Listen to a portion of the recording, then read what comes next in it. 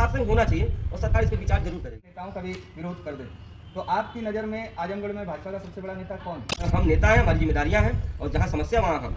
राजनीति नहीं, हर एक क्षेत्र की बात मैं कर रहा हूँ कि आप अपने जज्बे से काम करिए, ईमानदारी से काम करिए, सफलता निश्चित मिलेगी। गुटबाजी पे हम क्या बोले, बड़े नेता लोगों का अपना पर्सनल मामला वो सब चलता है, उन लोगों को क्या पसंद है क्या नहीं पसंद है, हमको तो यही पसंद है जनता की सेवा करना है और बाकी लोग क्या कर रहे हैं उससे बहुत ध्यान दें। साथियों, फिलहाल जो हमारे साथ शख्स मौजूद हैं वो भारतीय जनता पार्टी के नेता हैं।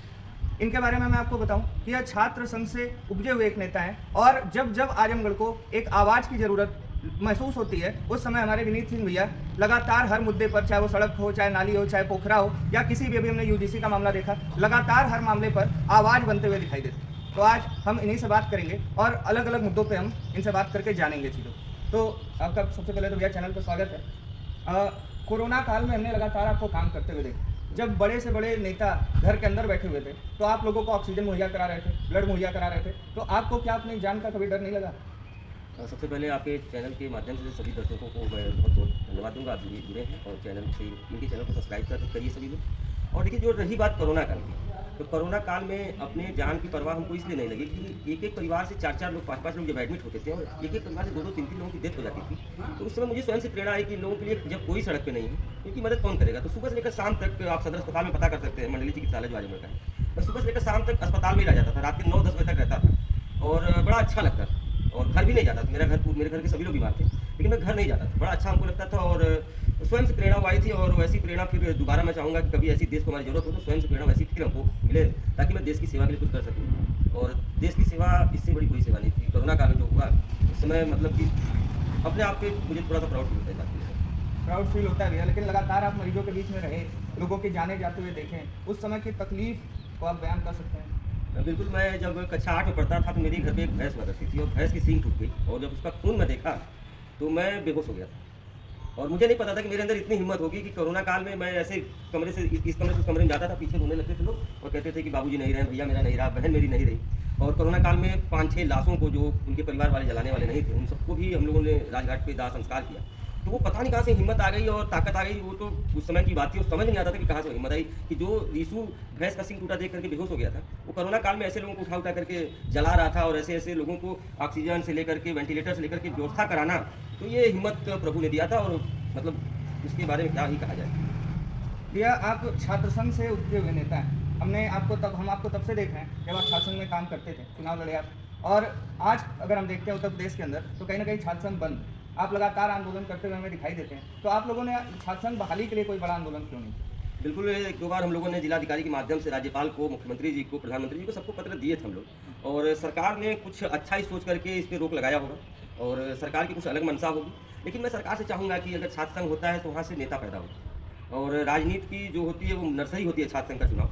तो अगर राजनीति में अगर छात्र संघ रहता, अगर कॉलेजों में, यूनिवर्सिटियों, कैंपसों में छात्र संघ रहता तो हमारे जैसे तमाम युवा आते और राजनीति में अपना भाग आजमाते, समाज की सेवा करते, देश की सेवा करते। तो छात्र संघ होना चाहिए और सरकार इस पर विचार जरूर करेगी। जी ठीक है। ये आप भारतीय जनता पार्टी की राजनीति करते हैं और आप लगातार सक्रिय भी हैं और आप एक पदाधिकारी भी हैं जी।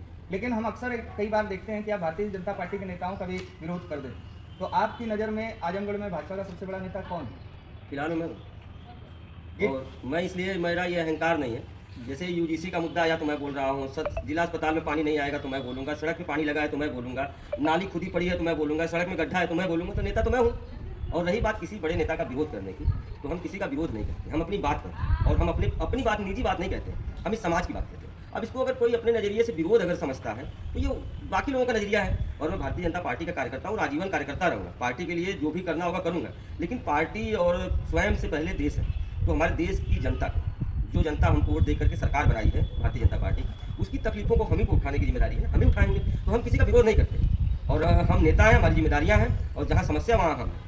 आप सवाल अपने पार्टी के नेताओं पर तो उठाते ही हैं, साथ ही साथ आप बार बार ये कहते हुए नजर आते हैं कि जिस गाड़ी में सपा का झंडा है उसमें बैठा कोई गुंडा है। लेकिन अभी हाल में हमने देखा कि आप ही के पार्टी के एक विधायक आप ही के पार्टी के पूर्व प्रदेश अध्यक्ष को बंधक बना लेते हैं। आप उस घटना को देखे रहेंगे। तो क्या भारतीय जनता पार्टी में गुंडे नहीं हैं? जैसे ये जो जिस गाड़ी पे सपा का झंडा उसमें बैठा गुंडा, ये बात हमने नहीं शुरू की थी, ये बात हमारे मुखिया जी ने बोला था, हमारे योगी आदित्यनाथ जी ने बोला था। और उनका अनुभव हम लोगों से बहुत लंबा है, राजनीतिक अनुभव देख लीजिए या सार्वजनिक जीवन का अनुभव देख लीजिए। और हमारे किसी विधायक सांसद, कोई सांसद विधायक गुंडे नहीं है। वो अपनी बात कहने के लिए, माहौल बिगड़ गया वहाँ पे, चीज़ें बिगड़ गई, लेकिन वो अपनी बात कहना चाहते थे हमारे विधायक जी, तो अपना बात तो कहना चाहिए। आखिर विधायक जनता ने हमको चुना है, अगर किसी को विधायक चुना है जनता ने, उसकी जिम्मेदारी बनती है। फिर उसको वोट मांगने जाना है, 27 में चुनाव है, तो अगर काम नहीं होगा तो मंत्री को कहेगा ही कहेगा। और ये भारतीय जनता पार्टी में ही संभव है कि भारतीय जनता पार्टी के नेता अपने मंत्री से, अपने मुख्यमंत्री से सवाल कर सकते हैं, और किसी पार्टी में संभव नहीं है। और सभी, जैसे सपा की सरकार थी 1 मैन आर्मी अखिलेश यादव जी, बहन जी की सरकार थी 1 मैन आर्मी बहन जी, राहुल गांधी की पार्टी की सरकार रहेगी, भले प्रधानमंत्री मनमोहन जी रहेंगे, लेकिन रिमोट की बटन जो है सोनिया जी के पास थी।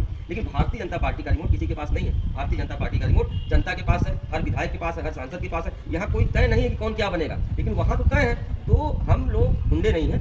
गुंडे कौन है ये पूरी जनता जानती है, और इसीलिए 2014 से लगातार भारतीय जनता पार्टी जीत रही है। आपकी पार्टी का गठबंधन एक नेता के साथ है, ओम प्रकाश राजभर जी, और हम देखते हैं कि लगातार मीडिया में वो उल बयान भी देते हैं। उसके अलावा अभी उन्होंने ये कह दिया कि अनिल राजभर बच्चा है और हमारे सामने कच्चा है। तो आप भारतीय जनता पार्टी में अनिल राजभर बड़े नेता हैं, क्या इस गठबंधन में ओम प्रकाश राजभर बड़े नेता हैं? देखिए, उन लोगों की वो जो जाति लड़ाई है, वो अपने आप को बड़ा बनाना चाहते हैं, वो अपने आप को बड़ा बनाना चाहते हैं। हमारे पार्टी में जो मंत्री है वो सब बड़ा है, जो कार्यकर्ता है वो सब बड़ा, सब बराबर है। यहाँ कोई छोटा और बड़ा नहीं। यहाँ सबको, सबका साथ सबका विकास और सबको लेकर चलने का काम किया जाता है। यहाँ कहा ना कि यहाँ कोई 1 मैन आर्मी नहीं है, यहाँ सब समान है। यहाँ छोटा सा कार्यकर्ता राष्ट्रीय अध्यक्ष बना दिया जाएगा, लेकिन कहीं और संभव नहीं है। तो ये अनिल राजभर जी और ओम प्रकाश चाचा जी, इन लोगों का जातीय मामला है कि कौन कितना बड़ा है, तो जातीय समीकरण बैठा रहे हैं कि हम अपने जाति के सबसे बड़ा नेता है, पार्टी की बात नहीं मान रहे हैं। ठीक है भैया, इतना बड़ा जिला है आजमगढ़, 10 विधानसभा, 2 लोकसभा, और हम देखते हैं कि स्वास्थ्य का जो इंफ्रास्ट्रक्चर है वो हमें बहुत गड़बड़ दिखाई देता है। चाहे हम पीजीआई आजमगढ़ की स्थिति देखें या सदर अस्पताल की स्थिति देखें, आप लगातार सदर अस्पताल का मामला उठाते हैं। तो इस समस्या का समाधान आखिर है क्या? इस समस्या का समाधान देखिए, पिछली सरकारों ने स्वास्थ्य व्यवस्था को विकलांग कर दिया था। और आपको पता है कि जैसे कोई बच्चा अगर विकलांग हो गया तो उसका कोई इलाज नहीं, और वही इलाज यह सरकार कर रही है। स्वास्थ्य व्यवस्था को सुधारने के लिए सरकार काम कर रही है। लेकिन हाँ, उसमें सरकार के साथ साथ जो स्थानीय नेता है, चाहे वो किसी दल के हो, चाहे भारतीय जनता पार्टी के हमारे हो, चाहे किसी भी दल के हो, उनकी भी उतनी ही जिम्मेदारी बनती है जितनी सरकार की बन रही है, कि आम जनमानस को स्वास्थ्य सुविधाओं का लाभ मिले। और आप सवाल उठाइए, आप सवाल जाति समीकरण का उठाते हैं, जाति लड़ाइयों का उठाते हैं। आप सदन में जल्दी कोई बोलता हुआ नहीं मिलता है कि आजमगढ़ में स्वास्थ्य व्यवस्था खराब है। आजमगढ़ के तमाम नेता लोग हैं, तो इन लोगों को भी चाहिए कि स्वास्थ्य व्यवस्था पे काम करें, और सरकार काम कर रही है। बहुत सारी व्यवस्थाएं, सदर अस्पताल तो हम रेगुलर जाते हैं, हर दूसरे तीसरे जाते ही जाते हैं। और जैसे कल ही की एक घटना थी कि वहाँ पानी नहीं आ रहा था, कहीं पानी नहीं था।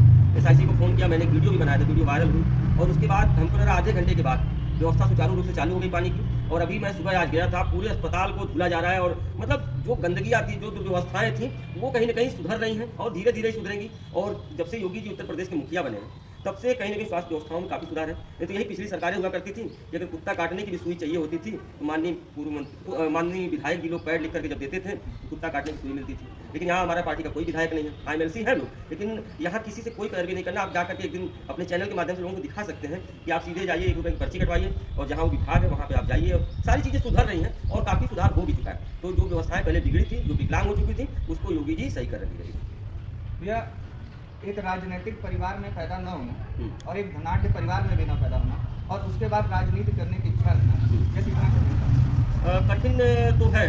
जैसे राजनीतिक परिवार में अगर पैदा होते तो हम भी जैसे 18 साल के होते, 20 साल के होते, वयस्क हो जाते, कहीं ब्लॉक प्रमुख बन जाते, कहीं विधानसभा के दावेदार बन जाते। लेकिन यहाँ आप जो भी करना अपने दम पे करना है, लेकिन कोई भी काम कठिन नहीं। आप सच्चे मन से हर काम को करिए, और आपके जो कर्म होंगे उसके परिणाम आपको अवश्य मिलेंगे। तो किसी भी काम को बहुत बड़ा नहीं सोचना चाहिए और बहुत छोटा भी नहीं सोचना चाहिए। हर काम को करने के लिए आपके अंदर जज्बा होना चाहिए, और उस जज्बे के साथ काम करिए, सफलता निश्चित मिलेगी। चाहे आप किसी भी क्षेत्र में काम करिए, राजनीति नहीं, हर एक क्षेत्र की बात मैं कर रहा हूँ कि आप अपने जज्बे से काम करिए, ईमानदारी से काम करिए, सफलता निश्चित मिलेगी आपको। अभी हमने देखा कि आप बिहार चुनाव में सक्रिय थे, हेलीकॉप्टर से भी आप थे, बिल्कुल। और आप ये भी दावा कर रहे हैं कि आज आप आजमगढ़ के सबसे बड़े नेता हैं। तो क्या आप ब्रिजभूषण सिंह के बराबर खुद को देखते हैं? देखिए, ब्रिजभूषण सिंह जी का अपना कद है, जिलाध्यक्ष लोगों का अपना कद होता है, विधायक लोगों का अपना कद होता है। मैं आजमगढ़ का सबसे बड़ा नेता अपने आप को इसलिए बोला कि मैं जनता के मुद्दे पे काम करता हूँ। नेता कौन होता है? नेता जो जनता के मुद्दे को उठाए, इसलिए मैं अपने आप को नेता बोला। ब्रिजभूषण चाचा बहुत बड़े नेता हैं, और उनकी तुलना हम छोटे कार्यकर्ता क्या करेंगे। लेकिन मैं ये नहीं कह रहा हूँ कि मैं सबसे बड़ा नेता, मैं ये कह रहा हूँ कि जो जनता के मुद्दे पे काम करेगा वो सबसे बड़ा नेता। आपने पूछा तो हमने बताया कि भाई फिलहाल में तो हम ही बड़े नेता, जनता के मुद्दे पर नहीं काम कर रहे हैं। आप हम ही से प्रश्न पूछ रहे हैं कि पार्टी का विरोध कर रहे हैं, और किसी से क्यों नहीं, क्योंकि हम काम कर रहे हैं, जनता के लिए काम कर रहे हैं। भैया, एक इल्ज़ाम लगातार भाजपा आजमगढ़ पे लगता है कि भाजपा आजमगढ़ में गुटबाजी। आप स्वयं भी सक्रिय हैं आजमगढ़ की राजनीति में और भाजपा की राजनीति आजमगढ़ में, तो क्या आप इस बात का जवाब देना चाहेंगे कि ऐसी कोई गुटबाजी है? क्योंकि हम लगातार देखते हैं कि इतनी दुनिया की सबसे बड़ी पार्टी होने के बावजूद भी भाजपा आजमगढ़ में हार नहीं है, इसका कारण गुटबाजी को बताया जाता है। देखिए, गुटबाजी से कोई हारता जीतता नहीं है। यहाँ जातीय समीकरण जो है, वोटों का समीकरण जो है थोड़ा सा टेढ़ा है, उस वजह से हार जीत होती है। और गुटबाजी पे हम क्या बोले, बड़े नेता लोगों का अपना पर्सनल मामला वो सब चलता है, उन लोगों को क्या पसंद है क्या नहीं पसंद है। हमको तो यही पसंद है, जनता की सेवा करना है, और बाकी लोग क्या कर रहे हैं उससे बहुत ध्यान देंगे। भैया आप आखिरी सवाल आपसे मैं पूछ लूँ, आप सिबली कॉलेज के छात्र नेता रहे और लगातार लंबे समय तक आप वहाँ पे जुड़े रहे और अभी भी आप सिबली के मुद्दों को उठाते हैं। आपका सिबली कॉलेज का पढ़ने और छात्र संघ का अनुभव कैसा है? सिबली कॉलेज वास्तव में आजमगढ़ का सबसे अच्छा संस्थान है। और सिबली कॉलेज में मुझे लगता है कि अगर कोई बच्चा मन से पढ़ ले तो जिस भी क्षेत्र में वो जाएगा ना, उस क्षेत्र में वो सफलता ही पाएगा, चाहे किसी भी क्षेत्र में रहेगा। हाँ, लेकिन उसका मन पढ़ाई पे उतना रहना चाहिए, राजनीति के साथ साथ पढ़ाई भी पे ध्यान देना चाहिए। और सिबली कॉलेज ऐसी संस्था आजमगढ़ में कोई नहीं है। अब बहुत से सुधार उसमें हुए सिबली कॉलेज में, तो पहले थोड़ा सा कमियाँ थी उसमें, लेकिन जब से योगी जी की सरकार आई है सिबली कॉलेज में बहुत सारी परिवर्तन हुए, जिसका लाभ छात्रों छात्राओं को मिल रहा है। बहुत बहुत धन्यवाद भैया। हमारे साथ विनीत सिंह रिशु भैया थे, जिन्होंने बहुत बेबाकी से हर एक सवाल का जवाब दिया। और हम साथियों लगातार देखते रहते हैं कि यह आजमगढ़ के हर एक मुद्दे को न सिर्फ उठाने का काम करते हैं, बल्कि यह भी प्रयास करते हैं कि वो जो मामला उठा है उस पर पूरे तरीके से सुधार हो और काम। मैं आपको बहुत बहुत धन्यवाद देता हूँ भैया, हमारे चैनल पर हमसे बात की। आप ऐसे ही अनवरत काम करते हैं, बहुत बहुत धन्यवाद। मैं हूं शिवम राय और आप देख रहे थे जननीति।